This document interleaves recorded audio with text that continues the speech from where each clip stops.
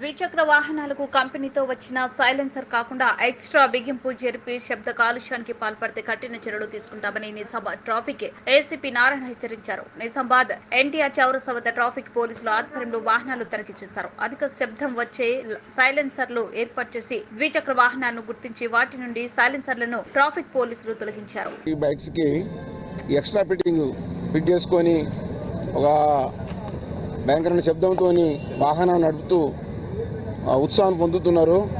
అది యువకుల అత్యుత్సవము, కానీ ఇది ప్రజల యొక్క ఆరోగ్యానికి హానికరం. ఎందుకంటే భయంకరమైన శబ్దంతో నడపడం వల్ల ఈ శబ్ద కాలుష్యం ఏర్పడి ప్రజల ఆరోగ్యానికి హాని చేస్తుంది. కాబట్టి మేము మా ట్రాఫిక్ పోలీసు సిబ్బంది అందరం కలిసి గత సంవత్సరం నుంచి ఈ 122 సైలెన్సర్లను ఆ వాహనాలను పట్టుకొని వాటిని ఉడబీకిచ్చేసి ఈరోజు ఇలాంటి కార్యక్రమం చేస్తున్నాము.